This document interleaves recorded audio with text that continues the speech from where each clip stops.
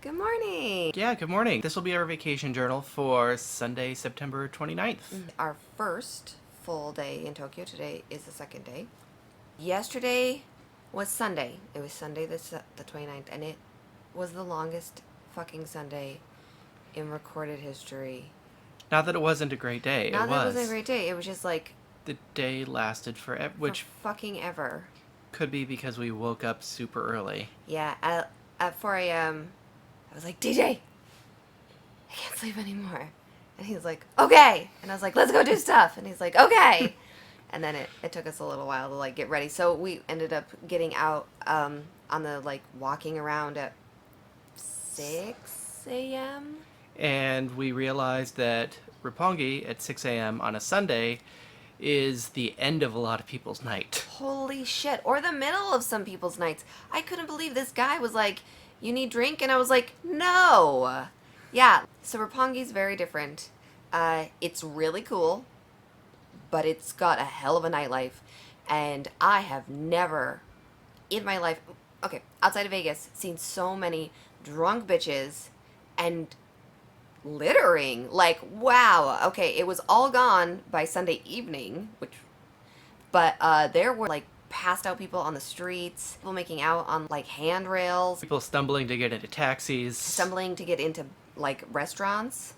So we ended up having ramen for breakfast because we were like walking around, and then we were We're like, oh, this ramen place is open already. Yeah. No, the ramen place was open still. Yeah. It was what time it was like from like It closed at 7 a.m. yeah. We had a pretty good ramen breakfast at a place where we had our food, and then a couple of girls literally stumbled past us. Oh, One yeah. basically fell into me, Yeah. and they were Yeah, they were shit faced. Yeah. Oh yeah. It was crazy. It's like some things never change. So then We continued wandering through Roppongi and sort of like left the like party district. got into the hills, which is more fancy business district. And yeah. Because Roppongi is sort of it's a newer part, and it's known for having like a lot of nightlife, but also really like nice living. And so we were walking around and we found this really pretty little garden. Yeah, the Mori Garden that it's been there since the Edo period. Yeah, there was like a little plaque saying that it was an Edo garden, and it was really pretty. It had a little pond, and we saw people just out like walking their dogs and like jogging. So there's three type of people apparently who are awake in Roppongi at 7 in the morning, and it is people who haven't gone to bed, people who are exercising, and little old ladies with dogs. Yeah. Yeah. But that was cool because the last time we were in Japan, we hardly ever saw any animals. We saw more dogs before noon yesterday than we saw our entire trip last time. Yeah, it was really cool. It was so cute. It was so cute. Yeah. We were looking for coffee, and all the cafes were closed. Yeah, we were reading online that like a lot of places in Tokyo on Sundays don't really open until 11, but we found a bookstore, the Starbucks in it. So, Really yeah. nice bookstore. So yeah, we were able to get coffee and sit and enjoy it for a little while. And by the time that we were done with that, we wandered back to the hotel because we were already starting to feel a little bit sweaty, just because it was very high humidity yesterday, like 80% humidity. The humidity was so horrible.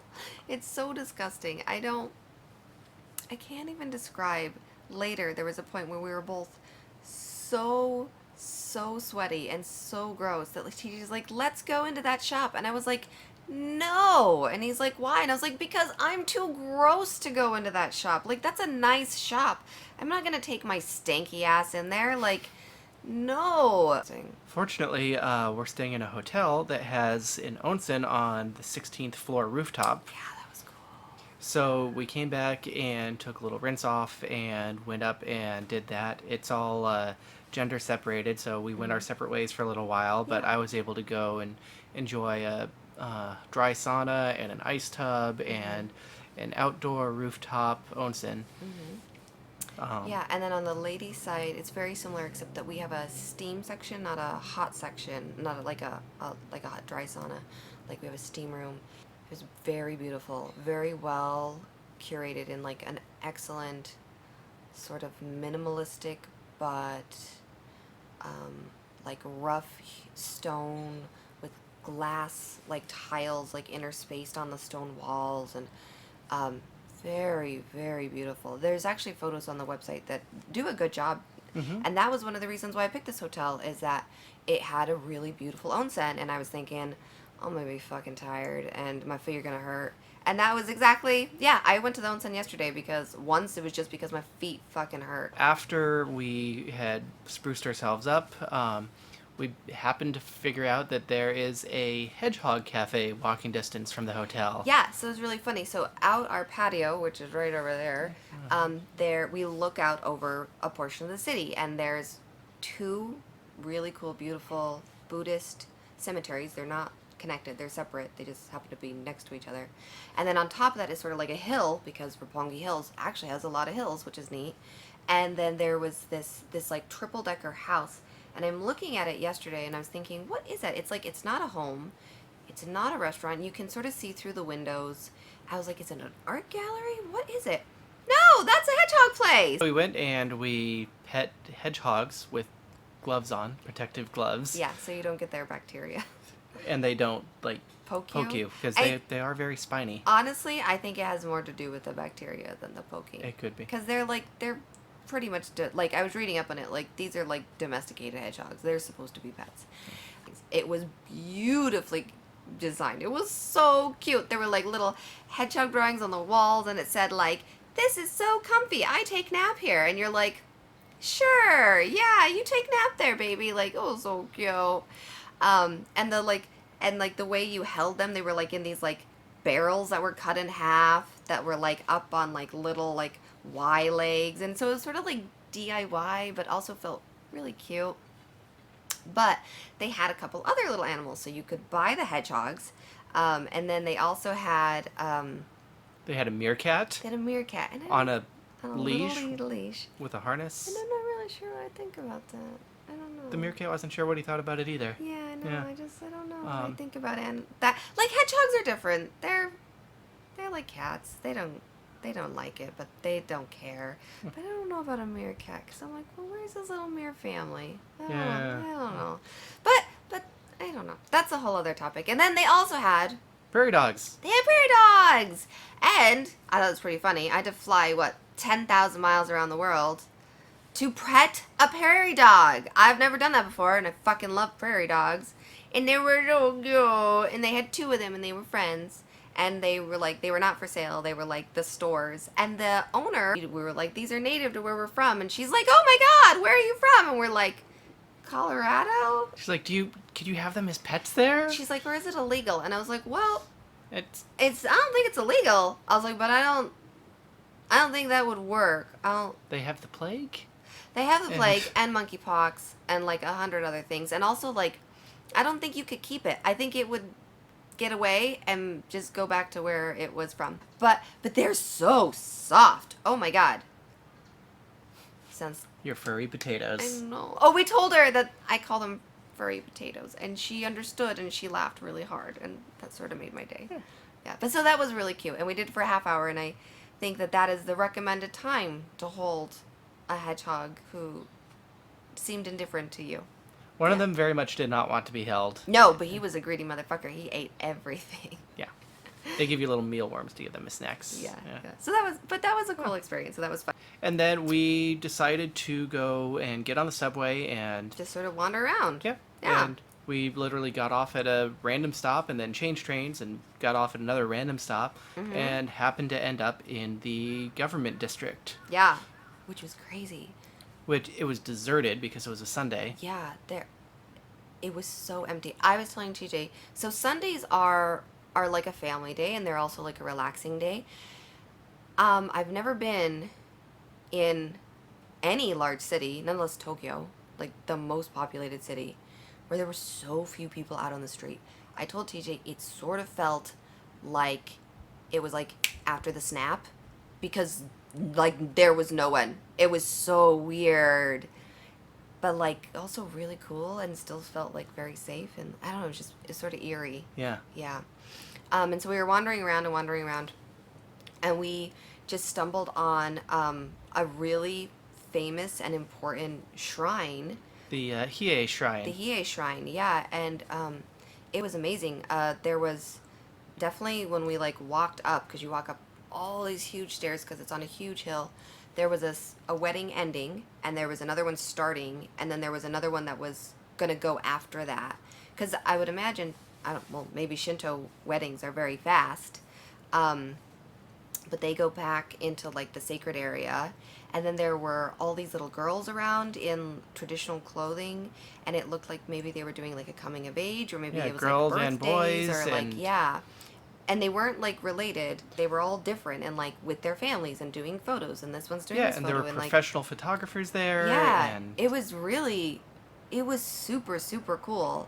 And we found this little back area, because sometimes like a main shrine will have little off buildings, and it was really beautiful. And they, that one, the kami for that is in Anaru, and or a kitsune, so like a little white fox, and they remind me of mochi. So I got one, and know what you normally do is you get a little white fox, you pay for it, you donate it, and then you write something, and then you leave it there as like, and you make a donation. It's like you a kind of make a blessing. wish. You make a And wish, yeah, and the kami will hopefully grant you your wish. But I figure, I mean, my God will grant my wish anywhere. So I was like, oh, I'll just take my kitsune home.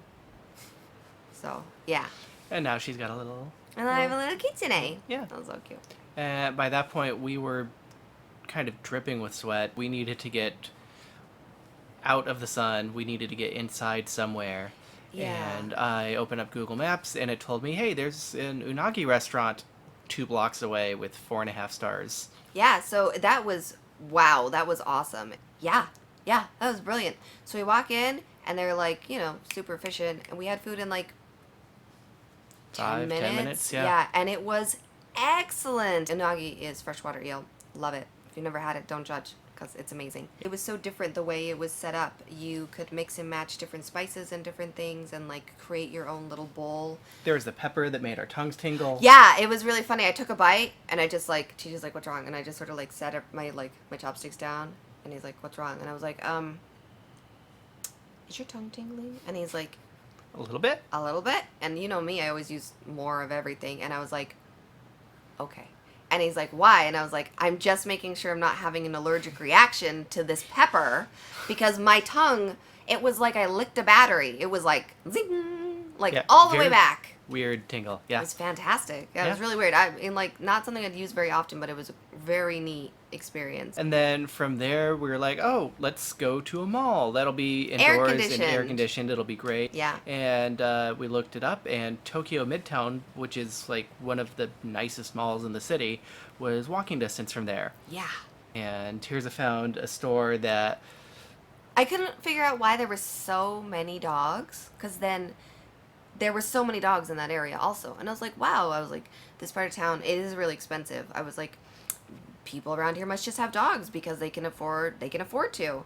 Well, there was another reason. there's a super chic like pet shop, like dog shop there with like groomers and all kinds of fancy like organic dog treats and foods and stuff, and they were doing professional pet photography. It was like, get your fall furry photo today, and it was amazing. And I was like, ah! I was like, see, there's bougie, annoying people with their pets everywhere. It was so fucking awesome. So we bought Mochi like a few little things. It's a little cape, and it says like, I think Happy Halloween. It says Happy Halloween, but like the pumpkins like look funny, and it has little palms, and it's like leather. It's like a little cape, and I was like, we're getting this. He's gonna destroy it. He's gonna, yeah. There was 3 of them, and they were, I don't know, like $20 or something. And I was like, you can pick which one. And TJ's like, he's not gonna wear that. And I was like, shut up. You can pick one of these, and we're getting one. So just pick whichever one you want. And he was like, well, I guess. I was just happy to be in the air conditioning at that point.